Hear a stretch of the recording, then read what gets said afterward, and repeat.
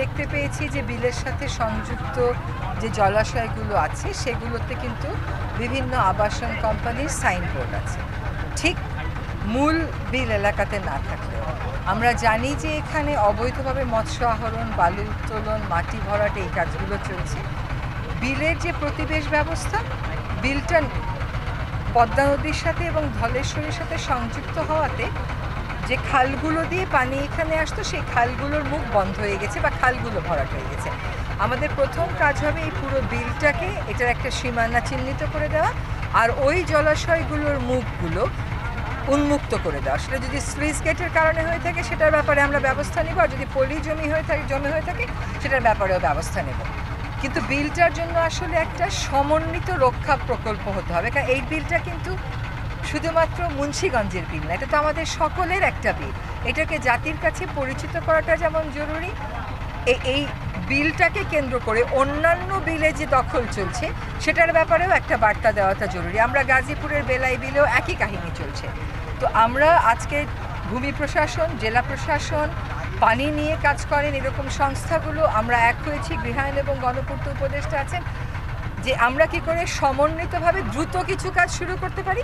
আর কিছু কাজ যেমন এই বিলের মাছকে কেমন করে কীটনাশকের হাত থেকে বাঁচানো, সেটা হয়তো একটু লং টার্ম কাজ হবে, কিন্তু জরুরি কাজগুলো আমরা এখনই আসলে শুরু করে দিতে চাই এবং এখানে স্থানীয় জনগণকে সম্পৃক্ত করে তারপরেই কাজগুলো আমরা করতে চাচ্ছি। কিছু এই ধরনের পদক্ষেপে যাচ্ছে। আমার আসার কারণ হচ্ছে বিলের পানি, মাছ আর সংযোগ, আর গৃহায়ন এবং গণপূর্তের আসার কারণ হচ্ছে অবৈধ আবাসনের ব্যাপারে ব্যবস্থা।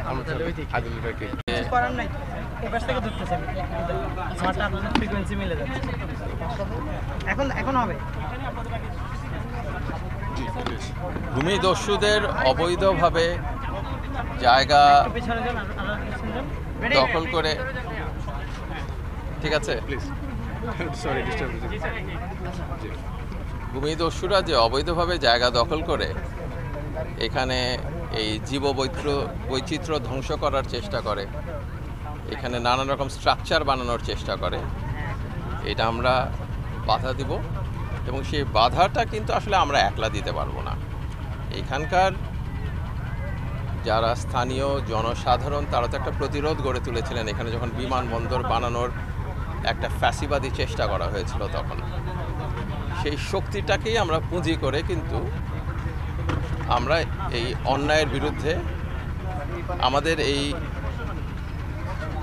প্রচেষ্টাটা আমরা চালাবো, যেন বালু ফেলে দখলের চেষ্টা না করা হয়, যেন সাইনবোর্ড লাগিয়ে দখলের চেষ্টা না করা হয়, যেন চাপ দিয়ে ভয় দেখিয়ে দখলের চেষ্টা করা না হয়। কারণ আপনারা জানেন এখানকার যারা একসময় অন্যায় প্রভাব প্রতিপত্তির মালিক ছিলেন তারা এই কাজটা করেছেন। এখন সেই পর্বটার সমাপ্তি ঘটেছে ছাত্র জনতার অভ্যুত্থানের মধ্যে দিয়ে। ছাত্র জনতার অভ্যুত্থানের যে আকাঙ্ক্ষা, সেটা এই আরিয়ল বিলের যারা সাধারণ মানুষ তাদের আকাঙ্ক্ষার একই আর কি সেটা বোঝায় রূপ এবং প্রতিরূপ। এটাই সফল করার জন্য আমরা চেষ্টা করব আমাদের জায়গা থেকে। একটা ছোট প্রশ্ন, যে যখন এই এয়ারপোর্ট করার জন্য প্রস্তাব হয়েছিল তখন যারা বাধা দিয়েছিলেন তাদের নামে, এটা তো আর বলার অপেক্ষা রাখে না যে যারা সংগ্রাম করেছিলেন তারা অন্যায়ের বিরুদ্ধে সংগ্রাম করেছিলেন এবং অন্যায়ের বিরুদ্ধে যারাই সংগ্রাম করেছেন তাদের সবার ব্যাপারটাই এখনকার যেই সরকার তাদের দেখার দায়িত্ব এবং সেটা দেখা হবে, আমরা সেটা আমাদের জায়গা থেকে বলবো। মাননীয় উপদেষ্টা, প্রত্যেকটা দখলকারী আবাসন কোম্পানির পেছনে কিন্তু ক্ষমতার উৎস থাকে, কোনো না কোনো দলের পৃষ্ঠপোষকতা থাকে।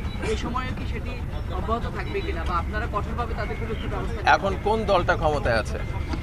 জনগণের শক্তি বা সাধারণ বৈষম্য বিরোধী ছাত্র ঐক্যের সংগ্রামের ভিত্তিতে ছাত্র জনতার ম্যান্ডেটে যে সরকার এসেছে, আপনি উত্তর দেন। আপনারা আপনাদের অবস্থানটা যদি একটু আমাদের অবস্থানটা হচ্ছে, আমাদের কনস্টিটিউয়েন্সি হচ্ছে জনগণের গণ অভ্যুত্থান, ওইটার নির্দেশনার ভিত্তিতে আমরা কাজ করি। আপনাকে